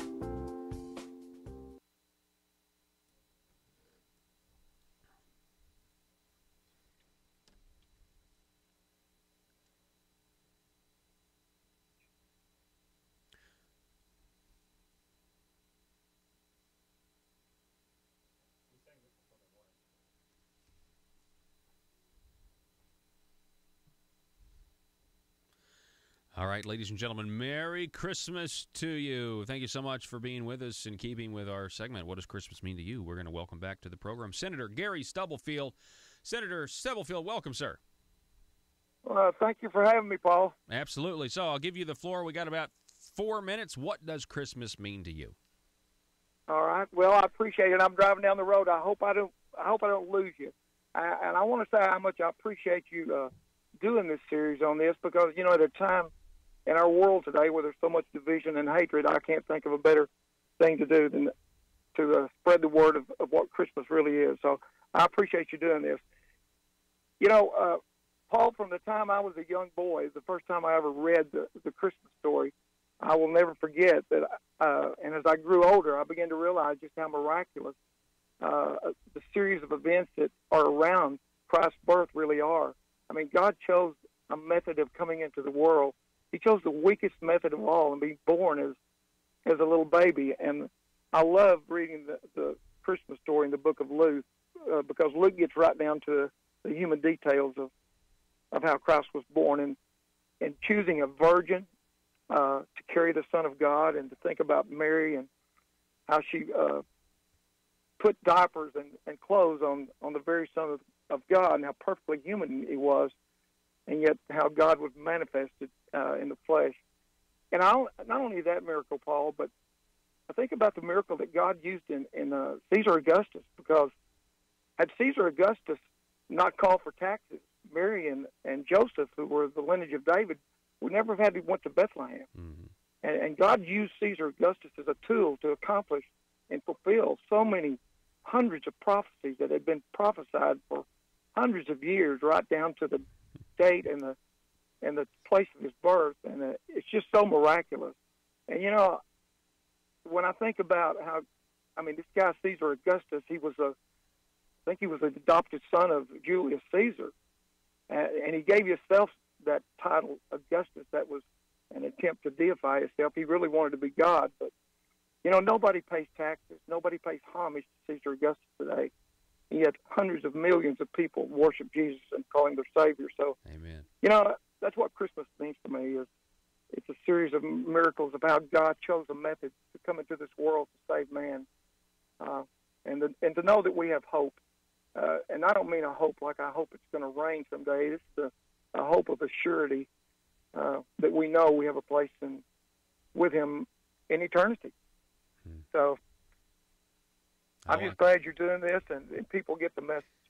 Well, that's great. I'm telling you, I've loved doing these things, and every one of, everybody that we've interviewed, does make it Christ-focused, but, I mean, everybody has a little bit different take on it, and it's just a really neat collage of, Arkansas politicos and, people that are able to say, hey, this actually is what we have in common. We're recognizing King Jesus as a king and a savior, and, celebrating the real meaning of Christmas, and it's just great. It's great to hear from you guys. So I appreciate it, Senator Gary Stubblefield, very much.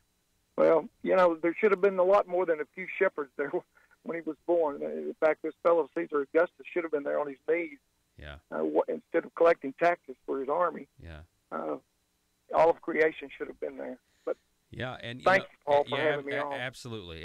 Senator Gary Stubblefield, Merry Christmas to you and your family, okay? Hey, Merry Christmas to you. All right. You too, Paul, okay. And all your listeners. Thanks. Yes. So, folks, what we're going to do with all of these, we've going to have some more throughout this whole week, but what we're going to do with these, we're going to make a montage of just everybody, and the highlights of what they said Christmas means to them, state representative by state representative, just because I just feel like, I don't know, I feel like it's just, it's something good, and it's neat to recognize in this whole month. I don't know if you can tell, but I love Christmas, and I especially love a biblical worldview of Christmas, and it's great to hear that from people who are public servants. We've got to go. We'll see you back here tomorrow. Hope you've had a good Monday. Arkansas, be safe.